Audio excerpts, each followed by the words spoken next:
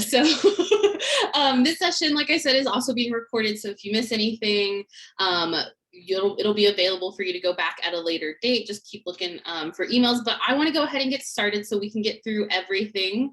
I usually have terrible time management and always plan stuff that I think is like not that much, and then it turns out to be a lot, probably because I talk a lot.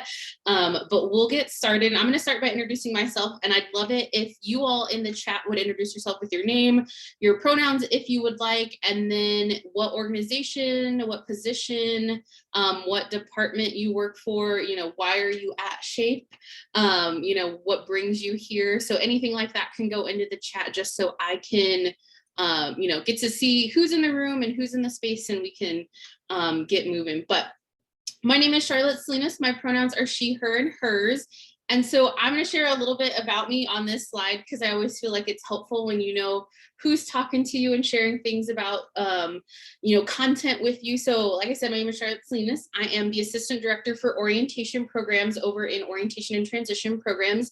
Basically, my job is to make sure orientation happens for all of our new students that come into CSU. So if you went through orientation, which I'm sure most of you did, that was my fault. I'm sorry. Hopefully you liked it.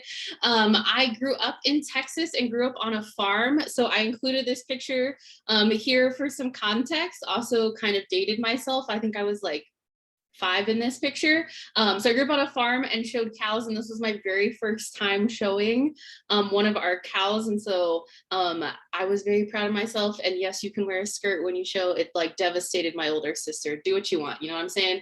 So I am Latina. That's a huge part of my identity, something that's important to me. I've lived in 4 different states. I lived in Texas, Tennessee, California, and Colorado. Those moves have all been in relation to school or work. So that really dictates where I've lived so far.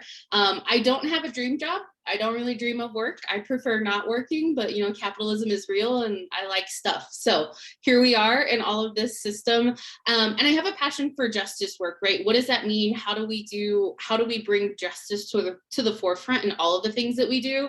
That is not to say that I am perfect at it by any means. There are many flaws and many things that I need to continue to work on, but it's something that I'm passionate about. Read lots of books about it, try to incorporate it into the work I do with my students here at CSU, but also in my day-to-day life with my friends and people that I encounter throughout, just living my life. And then part of the reason I'm here presenting this to you is because I actually assisted with the implementation of the Diversity, Inclusion, and Belonging module that we have started this year in terms of it being available to students here on campus. I love seeing in the chat folks, introducing themselves, why they're here, what organization they're with. So really excited to see the diversity in position that's here, the folks that, I hope that at this time you can take some stuff away. I'm not promising that this will be life-changing or altering or be the thing that unlocks all of the troubles that maybe you're having or the things that you're looking for, but I hope to be a part of that journey in terms of you implementing diversity, inclusion, and belonging into the work that you do with your organizations or with your student staff. And so we'll go ahead and move in. So why this session? So why is this session even being offered? So really thinking about diversity, inclusion, belonging, it's important in creating a community, right? Why are we here? What are those things? What does that mean? What is community and how do you look at it, right? We have smaller communities within this larger CSU community, and this is relevant for all of those spaces, whether it's just friend group or it is something related to the entire CSU community. It provides context for our lived experiences, right? I think everyone's in a different place in their journey and learning about diversity, inclusion, and belonging, and that's okay. We all are. I definitely am super thankful for my former students at my last institution that I worked at that really called me in that space and were like, hey, you need to know more about this and do better at it to work with us. I used to work at the University of San Francisco, so very different student population than I had ever worked with at that time. And so they were really gracious and showed me a lot of grace in that learning process. And it gives us a better understanding of each other, right? Gives us a better understanding of how do we interact with community community differently. What does that mean? You know, thinking about individual people. I think in particular right now with COVID, sometimes you can still feel pretty isolated, and we have a lot of stuff going on, right? It's really hard to be working and going to school or working your jobs and school and trying to be involved and those things on top of just life and living our lives right now. So diversity, inclusion, and belonging and justice work really gives us a better understanding of working with each other. And then it just allows us to move towards justice, right? And I think that's always an ever moving kind of endpoint.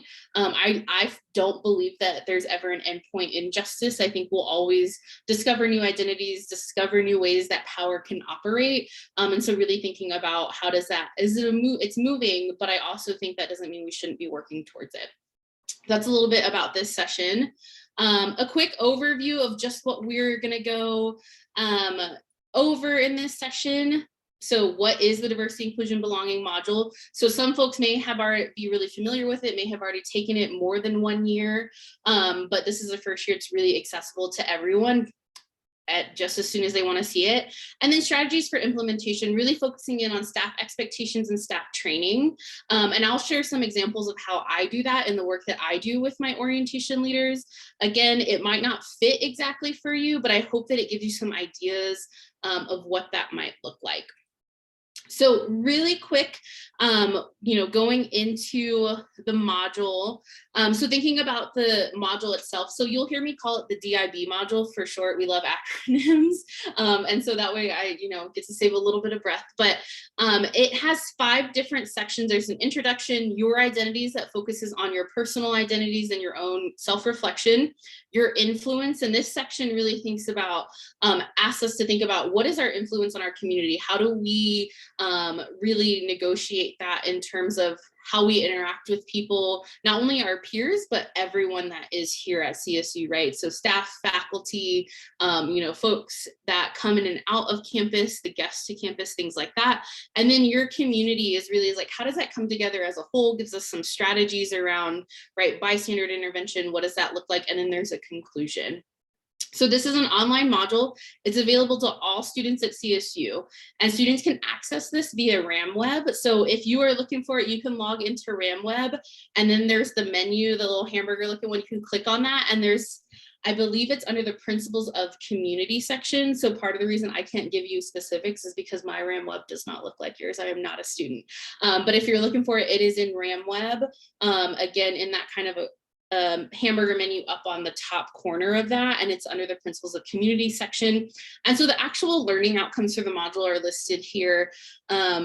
You know, that the company that created this module identified, and I think that they're really helpful. I'm not going to read them out loud because I think that y'all can, you know, grab that off the screen. And they're also listed on a website that we have for the DIB module that you have access to as well. So thinking about how do we develop skills, what does it mean to be an ally, a bystander, things that I think lots of folks have questions about or really hesitant to engage in because they're worried about, you know, doing something wrong. And I'll share this with you all right now. There is no way to never not do anything wrong. It's going to happen. So we have to think a lot about what does that mean for us and what does it mean after.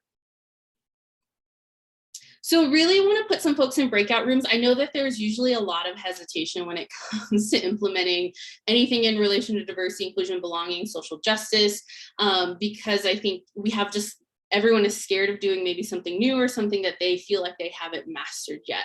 So I'm going to put folks in breakout rooms for just 5 minutes to, you know, just chat about what are some of those hesitations or concerns you have? And then when we come back, anyone who wants to share those out, that would be great, or put them in the chat, that would be awesome.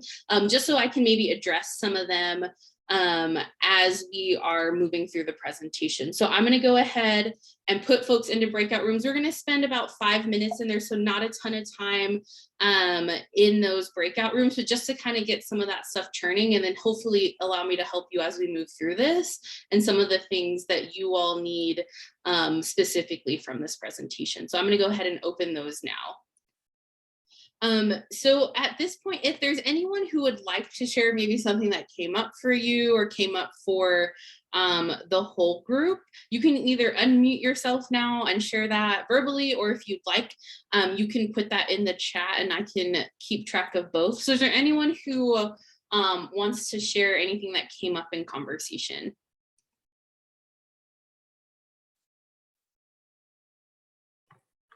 I can share something that we were talking about, sure. Okay, thanks. So something that me and my director, Lindsay, have been talking about this week was about changing our implementation of diversity modules and things like that, with the idea of how identities might have changed during the pandemic. So really taking into consideration how people and their identities might have changed in this 3-year crazy period. So just something that like we were kind of talking about and how we can better serve students during this time. Awesome, thanks. Is there anything else that came up for folks around hesitations or concerns they have about implementing the DIB module?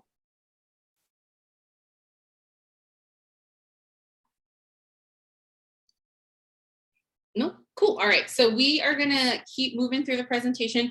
If things do come up, or you're like, oh wait, I want to share this, always feel free to put stuff in the chat.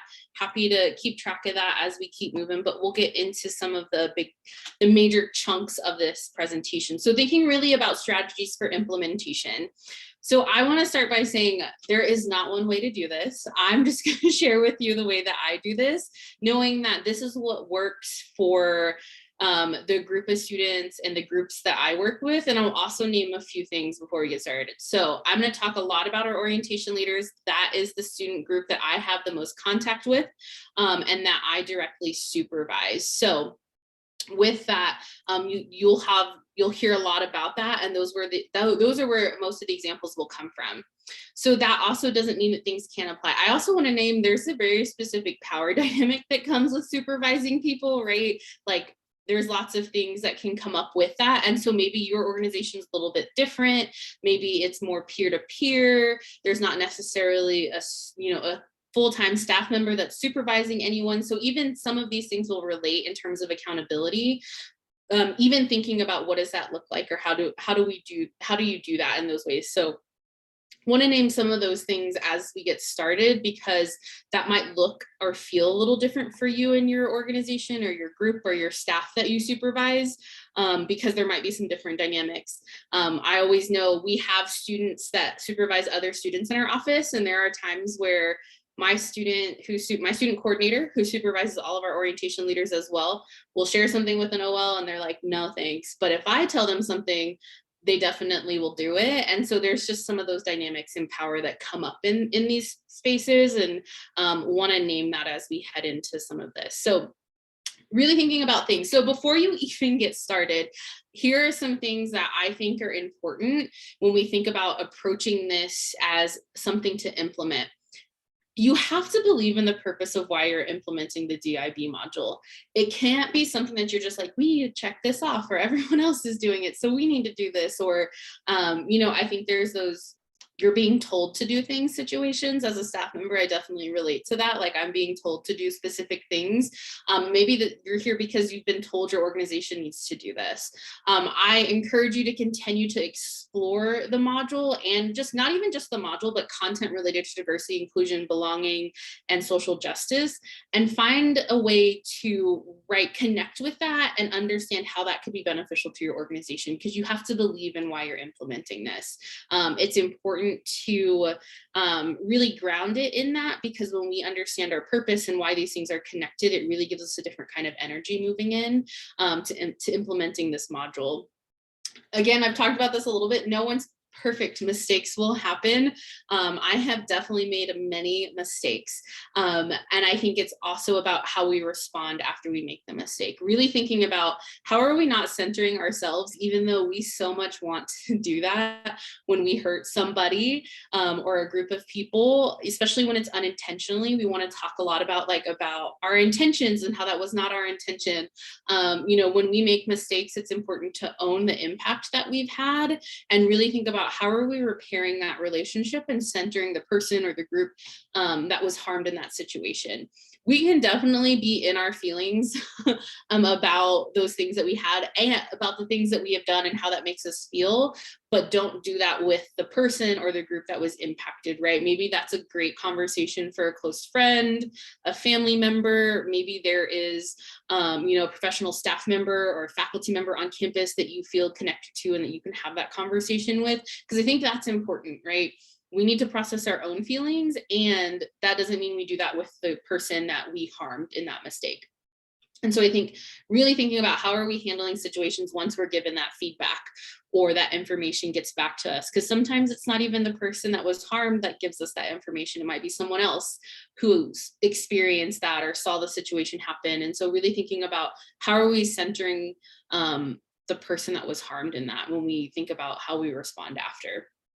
We have to start someplace. You'll never know everything. So if you're hoping to know everything before you get started, you can't do that with this content. There's not you'll at some point feel, at least for me, I'll speak for myself. There is at no point in time where I don't ever feel like I could know more about this content. I think because we are humans, we evolve, and we are evolving quicker and faster, and language is changing, and terms change so quickly, especially now with social media and the internet being so a part of our lives. Information travels so fast. And so really thinking about how do we push ourselves to start this work with this module or even other content, not necessarily just the module.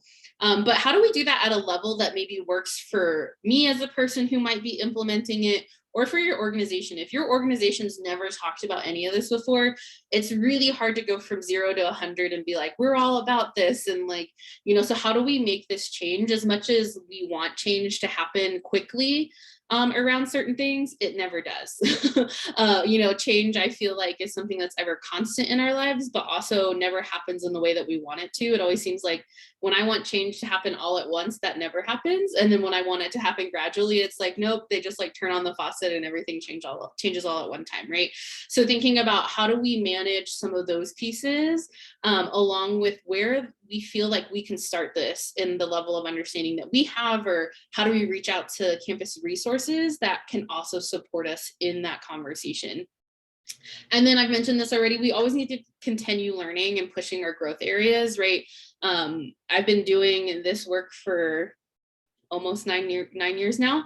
And I still feel like I've just scratched the surface on the knowledge that I have. And so that doesn't mean that we need to always feel inadequate or like we can't have these conversations, but that doesn't mean that we need to stop learning, because like I said, we change so quickly, and power moves quickly and things happen fast. And so just continuing to learn is important. So this is all before you even get started, before we even really talk about the module, really wanting to center those things for folks.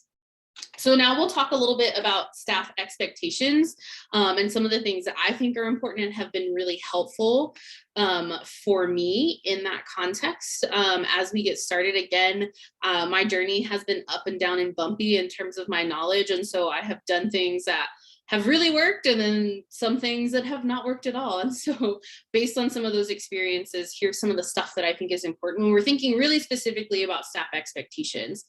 So be explicit. You have to name what your expectations are very clearly for your staff or for your peers or for your organization, right? How do you be explicit? I think there's a lot of things where we think, oh, people will get it, like they understand. And it's like, no, like we need to be explicit about our expectations, because no one can meet an expectation that they don't know you have of them. So how are we explicit about this? In every way that we can be. Ensure your staff understand why this is part of their expectations, right?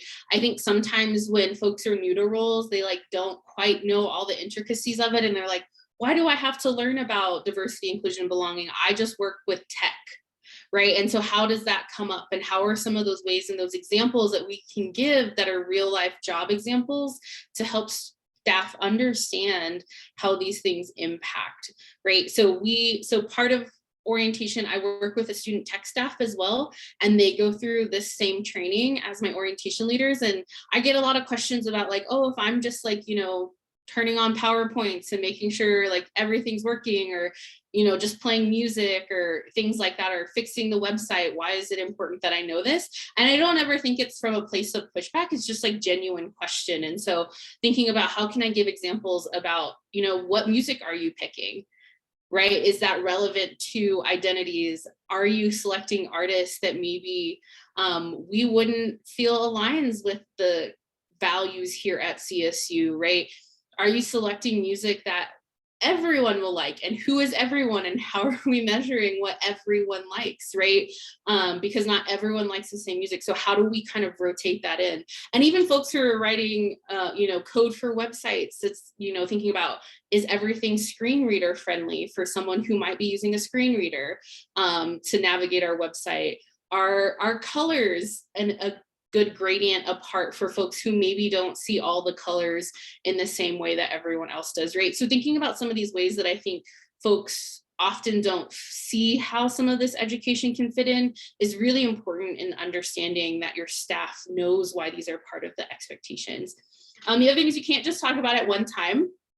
I think this is one of the things that I used to be guilty of as well. We have our diversity training week. It was like the week we did diversity training, we talked about inclusion, and that's when we talked about it. That is not going to help you be successful in this implementation. You need to talk about it throughout the entire time your staff is working with you, right? It can't just be like, oh, we talk about it for the first 4 weeks. We talk about it, you know, when the evaluation time comes around. This has to be a consistent message that is ingrained into all of your staff expectations, all of your trainings. And again, it doesn't have to mean every single thing you talk about is directly talked about in a diversity, inclusion, belonging, right? It doesn't have to mean that, but how do we make sure that this conversation can never not be part of that conversation, right? So thinking about how can it always come into the conversation or always come into the work that we're doing. How are you providing opportunities for training and growth? So with my staff, there is a very specific training period. We train throughout the spring semester. We have intensive training in May where they're learning like all the logistics pieces, and then we start our program. For other folks, it may look different. Someone might start, they might have like a week of training and then start their job and like continue to work. Or you don't maybe have a lot of time on the front end to train folks. So how are you even thinking about integrating this into regular staff meetings or regular organization meetings? It doesn't have to take the entire time. You know, I think we often think about like, oh, this takes so much time, but how do we even do quick reflections at the end of the meetings or at the beginning of staff training to continue to bring these topics up and show the importance of them? Again, I think with training and growth, it allows us to really think about it creatively and not just think about, oh, we do training for 1 week and that's when we're going to do this and then not do it again. It has to continue to come up. And then the other thing is, do you have ways to measure or review with your staff that they're meeting these expectations? I think that we always can do better at this, even myself included. You know, we have required times when we have to do evaluations with our staff. And so we often include things that will help support students in growing around these evaluations that include diversity, inclusion, and belonging, right? And this can look in a lot of different ways. Maybe it's not a formal evaluation, but how is it maybe feedback as you see things happening? Or are you creating space for yourself to also get feedback from folks, right? It's not just about the ways in which we are reviewing our staff or evaluating our staff, but how are they doing that for you as well? There's lots of really great models for evaluations, review, feedback. And it's important that some of those take forms maybe where they can be anonymous. You know, folks worrying about retaliation, how power will flow, those types of things are really important to consider. So is there a way that you can work with maybe a staff member on campus, an office, maybe an outgoing member of an organization that is going to be leaving the institution to help you collect some of that feedback for yourself, as well as making sure your staff have those expectations. So I'll give it into some very specific examples of how I do this with orientation leaders, thinking specifically about staff expectations. So we articulate these expectations in our position description that goes out during all of our recruitment process. So we put out our entire position description, and that also includes our contract that our office, so orientation and transition programs, all of our student staff positions have one contract that we sign. And that goes out with our position description because we feel it's really important to be transparent in that process. If you have a contract or maybe, you know, a staff expectation sheet that folks have to sign when they start with your office, we feel that that's important to put out with the position description because we want to be really transparent about what our expectations are for students in our positions. And that really does include very specific language around diversity, inclusion, and belonging and justice. So thinking about how you can commit beyond making just the diversity, inclusion, belonging, and expectation. So one of the things that we did was really foundationally looked at our requirements for our staff positions. And the thing that we really noticed was our GPA requirement. So we used to require a 2.6 GPA to be in any student staff position that we held. We realized that that really wasn't equitable because that meant if someone had one bad semester in their first year, they might not be able to apply for our positions for 2 to 3 years, depending on their GPAs after that. So we actually transitioned to having a 2.0 GPA requirement, which is the GPA that is required to be in good standing at the university. But what we did was if anyone has a 2.0 to 2.5, we want them to work with the professional staff member that supervises them to make sure that they're on an academic success plan. And also that looks different per student, right? A student might have just had a bad semester, their very first semester here at CSU. And since then, their grades have been on an increase, and you can clearly see that. And so that might look really different than someone who maybe started out with a really high GPA and is starting to kind of drop down below a 2.5, right? So even really making those customized per the student's needs. You know, and because we realized we were missing out on a really great group of students because of our GPA requirement.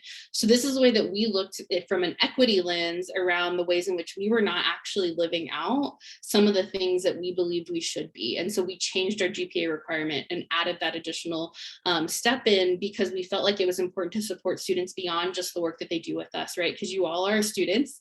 And so that's important to support you academically as well. So that's one of the ways that we can commit beyond just doing training, our staff expectations that might seem unconnected to this work, but really are. We utilize university initiatives to support our efforts.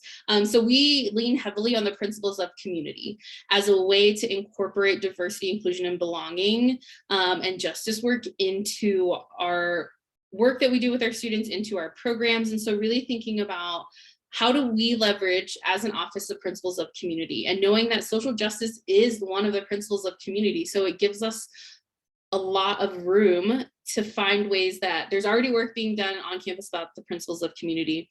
How do we create this in a space that, you know, for our smaller group of students, we're really living that out, training them in this context of the type of community that CSU wants to see and wants to build. So we really use the principles of community a lot as a way to really lay some foundations for our students around diversity, inclusion, and belonging, because we know that people really connect to those principles of community. And knowing that some students know more than others. I think when I ask students about the principles of community, the first one that everyone always names is respect, and that is super important. And we get to have those conversations about how do we have respect for each other and move towards social justice, because sometimes those are really in contention with each other. And so it allows us to get into some of that gray area where those tensions exist, right? And not ignoring them, but actually talking about them and letting students know that I don't have an exact answer for you sometimes, and that's okay. And really leaning into those principles of community that allows us to springboard a lot of the diversity, inclusion, belonging work that we do. You know, and are these efforts showing up in your selection process? So even as you're thinking about hiring your staff, how are you incorporating diversity, inclusion, and belonging into your selection process, right? What does it look like? So for example, in the past, we've done group interviews for orientation leader. Some folks thrive in that space, and then other folks like hate it. I will say, as a person that is in charge of orientation, when I was an orientation leader, I did not love the group interview process. I don't like being in front of big crowds. I don't like meeting lots of strangers. This is what I do. I don't know. There's lots of dissonance with it. So, but right. So how are we making sure that all of our selection process is incorporating things around, right? What might be different about engaging in a group interview process for someone who, you know, maybe is more introverted, even in their personality. Just because they're not talking throughout the entire process doesn't mean that they're not engaged and actively listening. So we actually do some work with folks that are helping us select our orientation leaders about what are things to look for beyond the person that is, you know, happy, smiling, and engaged and really taking up space in the group and talking a lot and has really good ideas. Like, there are other students that we need on this team to be successful. And so how do we support that in the selection process? The other thing that we've really looked at is how are we incorporating space for experiences that aren't just work related, right? So we ask questions in our interview that allow students or people applying to our positions to share things that maybe folks wouldn't see as relevant in their to this position. So thinking about what are some of the things that they're doing at home with their families? Have they watched their siblings? How are we looking for skills in different ways, right? For an example, this year we had a student where we talked about what's an event stressful. We asked the question around what's something, an event or situation that was stressful that you had to work through. And she talked about planning her quinceañera, right? So it's kind of like a sweet 16 for folks who are Latinx. Right. And she talked about that process. And some folks would be like, oh, well, that's not work experience, but we make sure that we're engaging in, she was using critical thinking skills. She was using organization skills. She was working with a lot of different people to manage this process. Like, those are the things we're looking for in our position. So how are we making sure we're broadening our perspective on what is work that relates to the position that we're doing? Because I think that that's really important, and you can miss a lot of really great folks in your selection process or even your recruitment process, right around those pieces. And so recruitment's a huge part of this as well.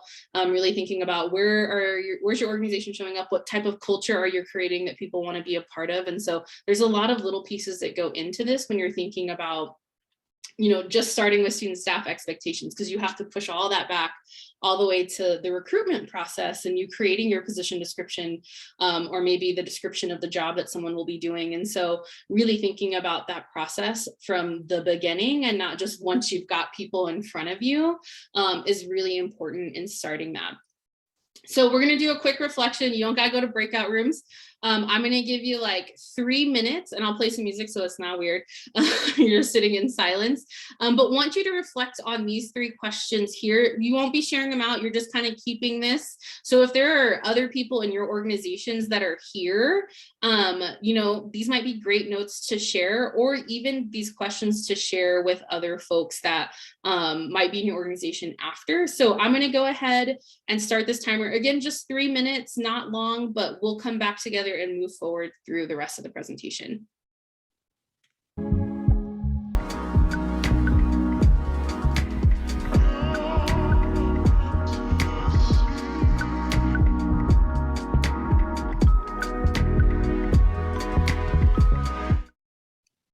All right, so we're going to go ahead and keep moving through this presentation.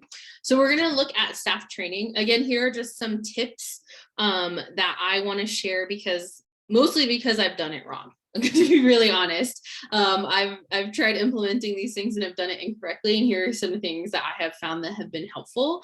So the biggest thing is break it into sections. So especially if you're trying to use the module, it has been really hard for me to debrief the entire module. So if you have the capacity, the time, the capability, I know everyone's training or process looks really different, break it into sections. So the module's already broken into sections. I have found a lot of success in breaking in debriefing or training on the modules in the way that it's already broken up.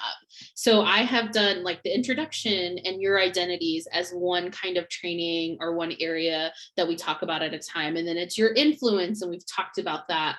And then the last one that we have done is usually, right, the conclusion and your community section. And they really build upon each other well to kind of really start that learning process with yourself, thinking about how you impact others and impact the space, and then really thinking about the broader community. So the module's set up well to really intro you into that. So if you have the ability to do that, I would suggest breaking it up.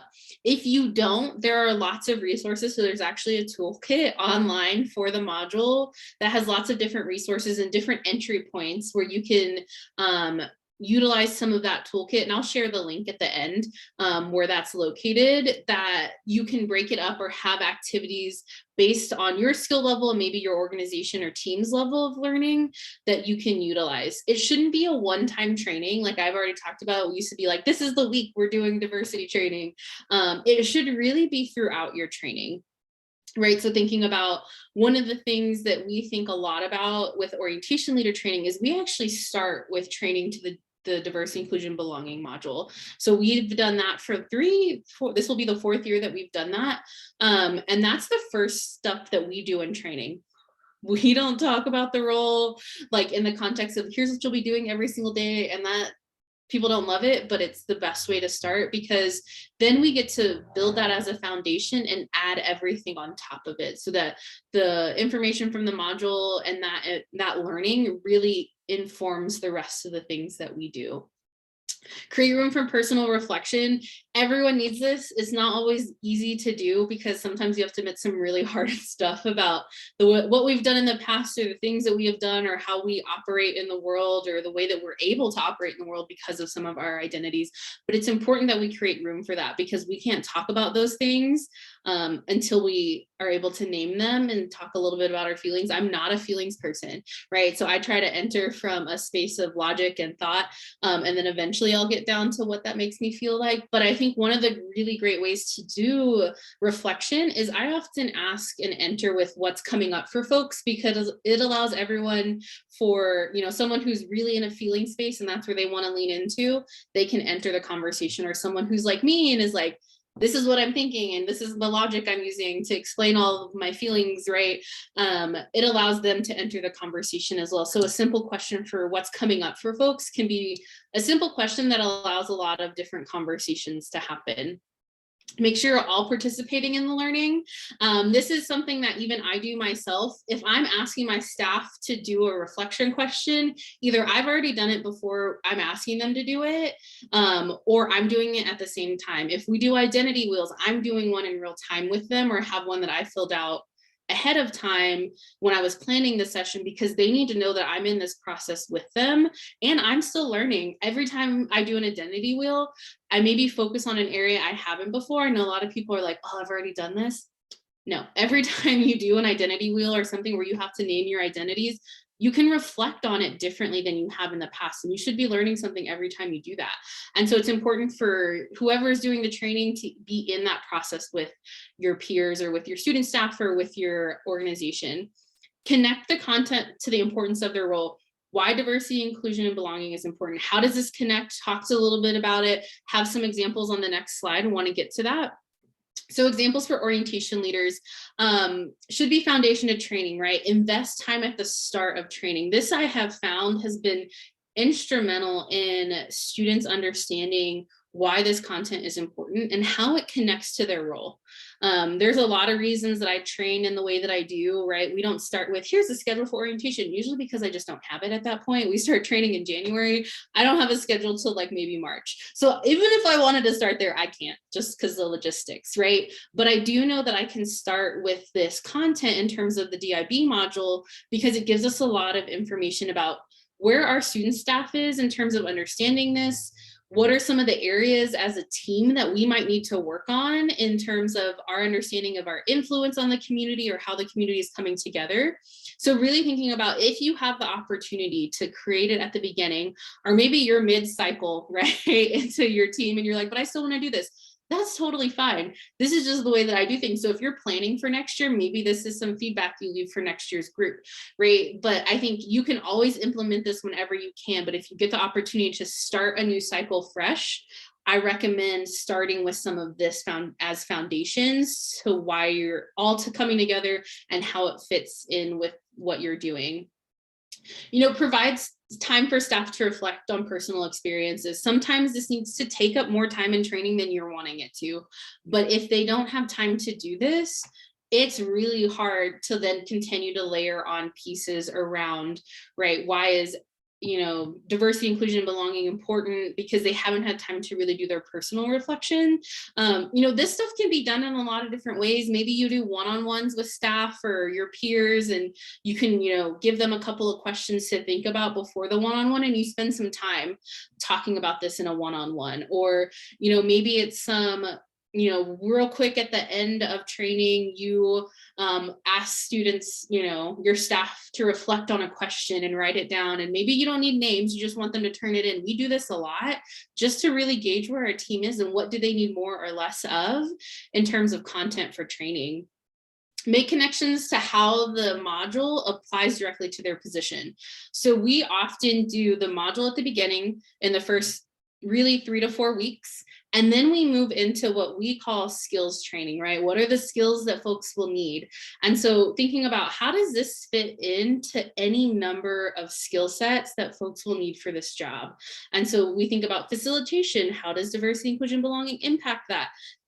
Impacts it so much, right? How do you facilitate a conversation? Who are you listening to? Who are you calling on? Who are you allowing to take up all the room in the conversation that's happening, right? So thinking about these pieces as you're going through and maybe training on skills, you can incorporate diversity, inclusion, and belonging content as well. Another huge area for us is customer service. We actually train on this a lot because as an orientation leader, that's basically a huge part of your job, right? Everyone here is coming to CSU and we want to create this really positive experience for them. And that includes, right, this customer experience that we do. And so it's really thinking about how are we responding to individual people, right? What does that mean in terms of how we're creating space for folks to provide really great customer experiences, and knowing that diversity, inclusion, belonging is a huge part of that, because part of the role of orientation is to make students feel like they belong at CSU, and our staff can't do that unless they know about that content. And I've just listed some other things here that are often training topics for positions regardless of what they're doing, and diversity, inclusion, belonging fits into all of these. The other one I want to talk about is the personality assessments really quick. This includes everything from strengths to true colors to what animal are you, all kinds of random things. We've seen it all. And I think we really often don't talk about how our identities or life experiences impact how we show up as people, right? And so even when I think about, true colors, I'm like a green gold, if you know what that means. I'm a planner. I like things very specific. I like to know what's going on. And so even in that, it's like, where did I get that from? How did that show up? And sometimes my identities are really a part of that, and how that happens. So one of my strengths for Strengths Quest is connectedness. And I've actually been reading up about strengths a lot recently, and also how, they're very white in their framing, but also how can we reframe that and allow people's identities to really show up in those spaces, right? So when I think a lot about connectedness, I think it relates a lot back to my culture. I am Latina. I grew up in Texas, have a large Mexican American family, and that was really important for us to stay connected. Even now, even though I don't live where the rest of my family lives now, it's still important. I get messages on Facebook, text messages, videos sent to me, still get mailed invites for things that they know I won't be able to go to, but they want me to know that I'm invited. And so I think that connectedness really comes from a cultural place for me. And also, being a woman and being Latina, the expectation for me to do that for my whole family, right? So there's even like gender stuff that comes up in that. And so really thinking about how can we add that layer of identities or inclusion or belonging, and how connectedness is really important for the job that I do, because I have to connect lots of different pieces to create one program, right? So even from just like a logistical perspective, it's really good for me to have that strength and things like that. So I think there's lots of ways we can dive into and put diversity, inclusion, and belonging into training that we maybe haven't thought about before, and can really make sure that students and staff are thinking about this as they're going about the work that they do. So, sorry, I'm seeing, okay. Really quick, this reflection, we have a few minutes. But here's some reflection on thinking about how can you incorporate this into your actual trainings, right? And these are just some questions. Maybe you're already doing it, because I don't want to assume that folks aren't doing that in this session already, but what are some of the things maybe you haven't incorporated that content in those ways? So we'll just do a couple minutes because I want to make sure that we leave times for questions. So just do 2 minutes really quick with this, and then we'll move into the last part of this session. It and get and take them back to your organization to chat about, but want to make sure I leave some time for questions. I got like 2 minutes, I think, for that. I told you I was bad at timing stuff, but this is a chance for you to ask me any questions that you have. I've also left my email and where my office is located, so if you have any questions and you maybe don't want to ask them here or stuff comes up for you, I'm happy to chat with you at any point in time, or maybe you and other members of your organization, or other folks that are supervising staff for you. Be happy to chat. Again, I'm not an expert by any means, but I want to commit to supporting you in this process. So does anyone have any questions that they want to ask now? You can put it in the chat, or you can unmute yourself and ask any questions that you have.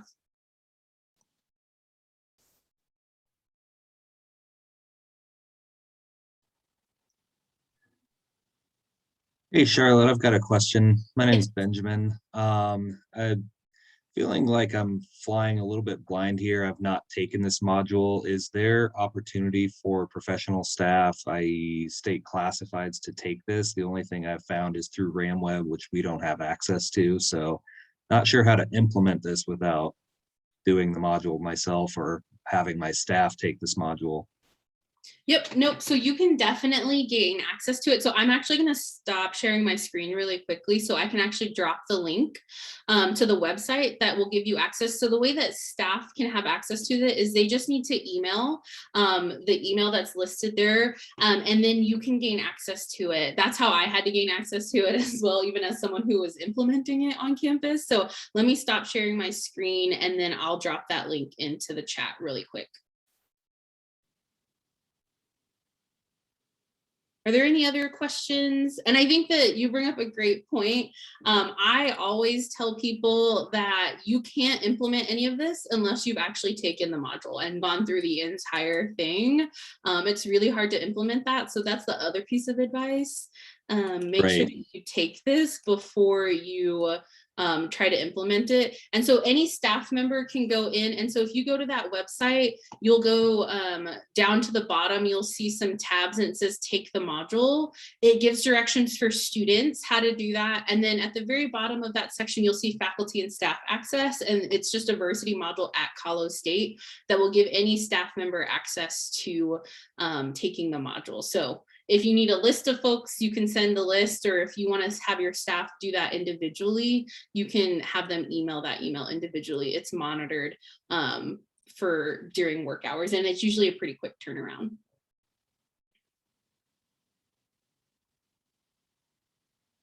Are there any other questions? They don't have to be at this point. I'll drop my email address in the chat as well for folks. Want to make a note. So Mo posted some things in the chat for us. Want to make sure you get credit for showing up to the workshop, because I know that that matters for some folks. So there's a link down in that Mo posted that you can make sure that you fill out to get credit, also with the workshop title name. But I'll go ahead and put my email address in. That is all I have. If you don't have any questions, you're free to go. Oh, yes, I finished with 1 minute left. You're free to go. If you want to stick around and ask questions, I'm happy to be here for a few more minutes. But thank you so much for showing up. I hope you learned something. If not, let Emily know and she won't ask me back. But have a great day. Hope you enjoy the rest of your conference.